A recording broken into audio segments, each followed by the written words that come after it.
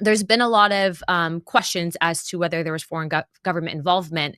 In which one? In the assassination of Charlie Kirk, right? Okay. So like we're going to address these theories right now. Back during the ICE riots, do you remember all of that at the beginning of the year? Mm-hmm. A lot of people were like, where are all of a sudden these big violent riots coming from? Who's funding these organizations? We found out that there was a foreign funding tied to an individual by the name of Neville Singham, who's a multi-billionaire.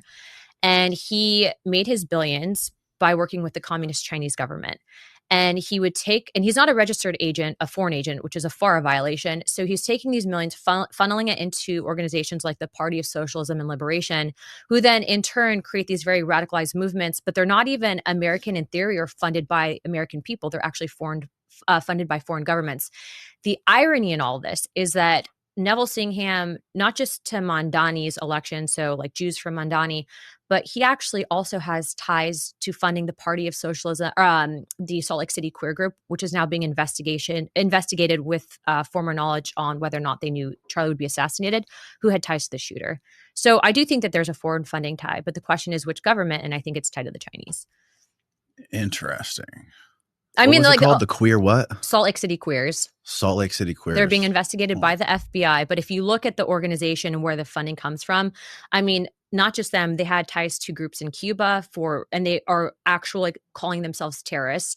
But not just that, they also have ties to the United Nations. So there's this aspect of a very pro-globalist and then a pro-Marxist movement to really sow discord and divide in this country. And that's why I recently posted on my social media, I was like, check out the bot farms that actually exist.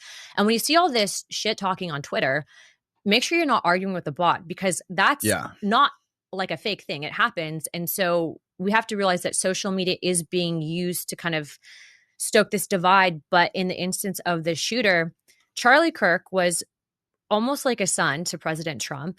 Don Jr. will tell you was like his little brother. Right. Very close to J.D. Vance, very close to Kash Patel. So if you think for a second that there will be any amount of resource spared in his investigation, you're wrong. Because I know these people and I've seen the way that this administration has worked towards at least issuing some of the darkest secrets. For example, what happened with CIA and the connection to JFK's assassination. I've met with the director, but to, I think, really take into account that you have the family that is seeing all this stuff out there right now. I hope that they get every single person involved. I definitely think that it's likely that more than one person knew about what was happening, because the Salt Lake City queer group immediately deleted their page. They're under investigation. There's a foreign funding tie there. For Tyler Robinson to say that Charlie was, hateful and that he just wanted to eliminate his hatefulness, where does that come from, right? Like if you actually listen to the things that Charlie was saying and you don't clip it, you can realize it was a very logical conversation that he was trying to have. If you don't agree with it, it's still not a reason to murder someone.